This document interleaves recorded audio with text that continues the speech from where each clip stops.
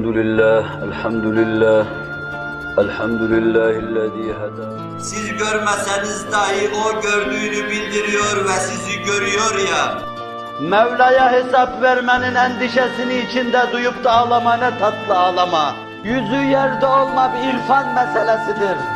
Bir bilme meselesidir. Vallahi der ki ya Abbas yüzüme basıp oğlu yerine koyacaksın. Çünkü o Resul-i Ekrem'in eliyle konmuştur oraya. Ya Ömer şahit ol ki Rabbim bana o iki cenneti cennette 2 defa verdi. Allah'ım beni insanlar nazarında büyük, senin nazarında küçük eyleme diyor.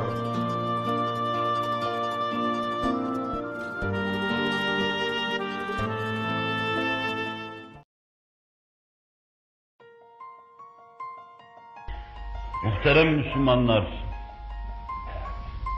Cenab-ı Hakk'ın inayeti bizimle beraber olsun. Arz edebildiğim, bileceğim kadarıyla hutbede müminin heyecanını, müminin duyduğu, duygulandığı hususları bir seri arz etmeyi düşünüyorum. Tamamen sizi düşündürücü, düşünmekle ancak kavrayabileceğiniz şeylerle meşgul ve meşbu etmemek için meselenin pratik yönünden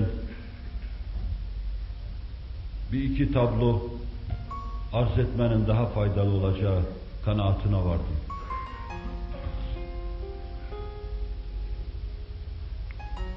Mümin Allah'a iman ettiği için, her şeyi o iman açısından ele aldığı için, her şeyi gibi heyecanları da dupdurudur. Onda insana teşviş verecek bir bulanıklık yoktur. Bir art fikir olabileceği intibanı uyaracak bir mana, bir hava yoktur. Duygularıyla, düşünceleriyle dupdurudur. Ve doğrudan doğruya verasında Allah'ı gösterir mümin. Mümin davranışlarıyla Allah'ı gösterir. Mümin sözleriyle Allah'ı gösterir. Mümin kalbi heyecanlarıyla Allah'ı gösterir. Namazında müminin Allah'a ait manaları okursunuz. Yemesinde içmesinde Allah'a ait manaları okursunuz. Sokakta gezerken de onu okursunuz. İlim, irfan müesseselerinin başında davranışlarıyla Allah'ı ifade ettiğini görürsünüz. Mümin her şeyiyle hayatını Allah'a adamış insandır.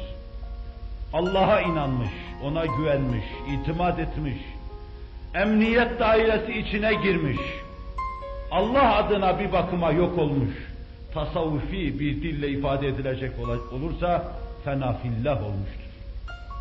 Allah'ın emirlerinde, isteklerinde kendinden geçmiştir. Arzularından sarfi nazar etmiştir. Bütün bir hayatı içiyle dışıyla, maddesiyle manasıyla, kevni yönüyle, ledünni yönüyle tamamen Allah'a adamış, Allah'a vakfetmiştir.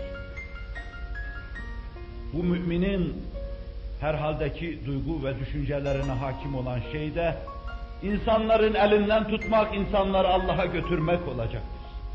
Hakikati açık seçik görünce, ben müminlerin ilkiyim diyor, bunu ilan ediyor. Ama bize göre nebiler arasında dahi onların içinde ilk bir mümin vardır. Kendi ifadesiyle Adem, daha çamur toprak içindeyken ben nebiydim sözüyle kendini anlatan Hz. Muhammed Aleyhisselatü Vesselam. O bu heyecanla dolup taşmıştır. İnsanların elinden tutma, insanları Allah'a ulaştırma heyecanı bunu öylesine kaplamıştır ki bir gün Kur'an onu bu alemden az geriye çekecek, bu havasını tadil edecektir. فَلَعَلَّكَ بَاخِعُ نَفْسَكَ عَلَى آثَارِهِمْ اِنْ لَمْ يُؤْمِنُوا بِهَذَا الْحَد۪يفِ أَسَفًا diyecektir.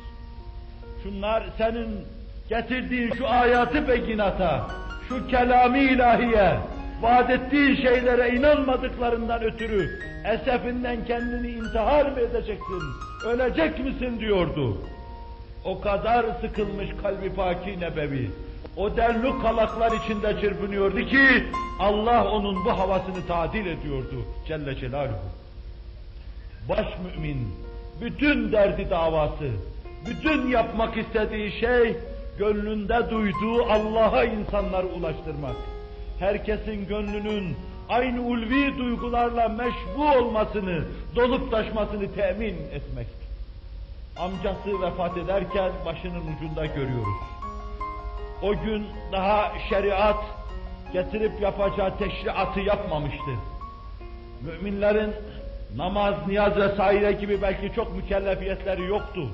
Bütün mesele iman babında işleniyordu. Onun için sabahtan akşama, akşamdan sabaha kadar amcasının başında rahatlıkla oturduğu ve ısrar etti. Kendisini 40 sene himaye eden amcası hayata gözlerini yumuyordu. Allah Resulü sallallahu aleyhi ve sellem cibilli bir karabetten ötürü, yani yeğen olduğundan ötürü, o ailenin içinde neşet ettiğinden ötürü, şahsi fazilet ve kemalatına hayran olduğundan ötürü, Hz. Muhammed Aleyhisselatü Vesselam çocukluğunda dahi başka insanlara benzemediğinden, dikkati celbeden, calip ve cazip bir insan olduğundan ötürü, yeğenine 40 sene bakmıştı, himaye etmişti. Bütün fırtınalara, bütün tipilere göğsünü germişti. Bütün mesaibe karşı kalkan olmuştu. Aç kalmış, susuz kalmış, çoluk çocuğuyla Şab-ı Abi Talip'te muhasaraya mahkum edilmiş, boykota mahkum edilmişti. Allah Resulü sallallahu aleyhi ve sellem ona bir iyilik yapmak düşünüyordu. Ona yapılacak iyiliğin en büyüğü ahiretini kurtarma iyiliği olacaktı. İnsanlar birbirlerine iyilik yaparken dünyevi refaha götürücü şeyler, ihsanda, iyilikte bulunurlar. Halbuki akıllı insan bu noktayı da aşarak müminlerin ahiret hayatlarını, ahiret saadetlerini teminat altına alabilecek bir iyilikte bulunur. Akıllı insan. Dünyevi saadeti huzuru olsun, Allah devam ettirsin. Fakat bu saadet ölümle bitiyorsa saadet değil, felakettir. Nazarını daha ötelere, veraların verasına dikerek ahiret saadetini teminat altına alma gayreti içine girer gerçek mümin. Allah Resulü bu gayret içindeydi. Sabahtan akşama, akşamdan sabaha kadar ilhah ediyordu. Amcacığım ne olur diyordu. Bir kere la ilahe illallah de, ahirette Allah'ın huzurunda davanı üzerime alayım, sana şefaat edeyim diyordu. Yalvarıyor, yakarıyordu. İmanını o dakikada okumak mümkündü. Allah Resulü sallallahu aleyhi ve sellem yarına çıkacağına, Allah'ın huzuruna çıkıp hesap vereceğine 2 kere 2 4 eder katiyetinde inanmasaydı bu kadar ilhah etmezdi. O kadar inanmıştı ki gerçek hayat ahiret hayatıdır. La ayşe illa ayşul ahire diyordu zaten. Hayat yaşayış, ahiret yaşayışı, ahiret hayatıdır buyuruyordu. Ama o çeşitli tesirlerin altında bazen Resul-i Ekrem'e meylediyor gibi oluyordu. Başının ucunda şeytanın vazifesini yapan Ebu Cehiller, Ütbeler ihfal ve tesvil ediyorlardı. Yine nazarları bulanıyor, kendi alemine giriyordu. Allah Resulü'nün dediğini dememişti. Ala milleti Abdülmuttalib demişti. Abdülmuttalib'in milleti üzerine, yolu üzerine ölüyorum demişti. Yeğeninin getirdiği saadetten istifade edememişti. Kulağını kapamıştı. Yanındaki şeytanları dinlemişti. Allah Resulü beyninden vurulmuş gibi şöyle diyordu. لَاَسْتَغْفِرَنَّ لَكَ مَا لَمُنْهَ عَنْكَ Allah beni men etmedikten sonra vallahi sana durmadan istiğfar edeceğim diyordu. Ahiret saadetini teminat altına almak için. O bu heyecanla dolmuştu. Biraz sonra bir ayet nazil olacak ve onu bundan men edecek. Sen ona istiğfar edemezsin. مَا كَانَ لِلنَّبِيِّ وَالَّذ۪ينَ آمَنُوا اَنْ يَسْتَغْفِرُوا لِلْمُشْرِك۪ينَ وَلَوْ كَانُوا اُلِي قُرْبًا مِنْ بَعْدِ مَا تَبَيَّنَ لَهُمْ اَنَّهُمْ اَصْحَابُ الْجَح۪يمِ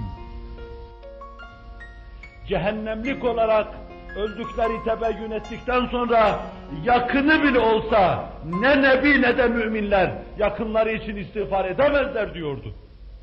Ve Allah Resulü'nün derin teessürünü tadil için de şöyle diyordu ona. İnneke la tehdi men ahbabte velakinnallaha yehdi men yeşâ. Mahzun olma Habibim. Sen kimseyi hidayet erdiremezsin. Kimsenin hidayetine vesile olamazsın. Allah kimi dilerse onu hidayet eder. Kim iradesini az buçuk kullanırsa Allah onun içinde hidayeti yaratıverir, rüştü yaratıverir diyordu. Resul-i Ekrem bu denli heyecanla dolup taşıyordu. Amcasının küfür ve dalalet içinde gitmesi, kendisini tanımaması, peygamberliğini tasdik etmemesi belki hayatında onu rahatsız eden mevzuların başında gelmektedir.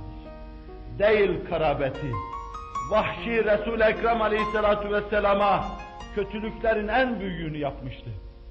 Uhud'da onun gözünün nuru gibi sevdiği amcası Hazreti Hamza'yı hunharca şehit etmiş, ciğerlerini çıkarmış, içini parçalamış, ağzını burnunu kesmişti. Vahşi ister bunları bizzat yapsın, ister sebebiyet versin. Bu işe sebebiyet veren vahşi olmuş. Ama Mekke fethedilince vahşi de dehalet edecekti. Allah Resulü vahşinin hidayete ermesi için bütün imkanları kullanacaktı. Vahşi ben gelemem, belki Allah beni kabul etmez demesine karşı bir ayet yazıp göndermesi, onun gelmesini temin etmez. O ayete vahşi başka bir yönde itiraz edip, bahane gösterip, gelmemek istemesine karşılık Allah Resulü başka bir ayet yazıp gönderip, onun gelmesini temine çalışması gösteriyor ki, cibilli karabetin dahi verasında, yakın olmanın verasında, bütün insanlığın saadete ermesi, cennetlik hale gelmesi, Allah'a inanması, dünyevi ve ukrevi saadet ve selamete nail ve mazhar olması için bir heyecanla dolup taşmış, yanıp kavrulmuş, hayatı boyunca bunu yaşamıştır. Bu müminin heyecanıdır. Her mümin bu heyecanı duyacak. Çevresine içindeki şeyleri geçirmek için çırpınıp duracaktır. İçindeki büyük manaları etrafına intikal ettirebilmek için ıstırap çekecektir. Hakimin ve Beyhaki'nin bize naklettiği son bir vakayı size arz edeyim. Bir manastır önünden geçiliyordu. Sahabe-i kiram geçiyordu ve önlerinde Allah Resulü'nün aziz halifelerinden Hazreti Ömer geçiyordu. Manastırın kapısına geldiklerinde saçı sakalı bembeyaz olmuş, kendi kilise kıyafetiyle dışarıya çıkan bir rahip görüverdiler. Çileden, ıstıraptan, seyri sülükten bitap düşmüş, aç bir ilaç hale gelmiş, bu adamın vaziyeti Hazreti Ömer öyle dokundu, öyle işten onu sarstı ki, o koca dev gibi Ömer adeta ayaklarının bağı çözüldü, hıçkıra hıçkıra ağlamaya başladı. Dediler, ey Allah'ın peygamberinin halifesi, niye ağlıyorsun? Bu bir papazdır, keşiştir dediler. Dedi ki işte ben de ona ağlıyorum ya. Şu manastırda, yanı başında zuhur eden Hazreti Muhammed'i görmemesine ağlıyorum. Şu kadar çile ıstırabın neticesinde hala şirk içinde bulunuşuna ağlıyorum. Hala Allah'ı bulamayışına ağlıyorum. Hala teslise inanışına ağlıyorum. Hazreti Mesih'e Allah deyişine, Hazreti Meryem'e Allah'ın hanımı deyişine ağlıyorum. Vaka bu sözleri tafsilen söylemedi ama Hazreti Ömer'in söylediği sözler içinde bunların hepsi mündemişti. Şu kilisede, şu keşiş, hayatını dine vakfetmiş olduğu halde hakikati bulamayışını ağlıyorum diyordu. Gerçek müminin ıstırabını ifade ediyordu. Mümin çevresiyle alakadar olacak. Mümin duyduğu, bildiği şeyleri intikal ettirebilmek için etrafına bütün imkanları araştıracak. Bütün imkanları kullanmaya çalışacak. Şuradan, şu yoldan, şu gedikten insanlara nasıl Allah'ı anlatırım, nasıl peygamberi anlatırım diye onun heyecanıyla dolup taşacak. Onun için mevizeye başlarken müminin heyecanı diye bir sözle başladım. Ve onun verasında şu cemaatin yarısı en azından sabah, akşam, gece, gündüz insanlara hak ve hakikati anlatmayı dert edinirlerse bu milleti birdenbire doğrulacak ayaklar üzerine, birdenbire kıyam edecek ve birdenbire bütün hayalet heykellerini yıkacak, kalbinde ve kafasında hayalet adına bir şey bırakmayacaktır. Sözüyle meseleye girmiş, arz etmeye çalışmıştım. Bu heyecanı duymak, bununla dolup taşmak. İnşallah Teala hutbelerde her gün mümin heyecanının bir yönünü arz etmek suretiyle oradaki nazari ve tamamen ilmi meselelerin pratik yöndeki durumunu burada intikal ettirmeye çalışacağım. Allahu Teala ve Tekaddes Hazretleri sizi ve beni ihlas-ı etemmi tahsile muvaffak kılsın, yolunda daim ve kaim eylesin.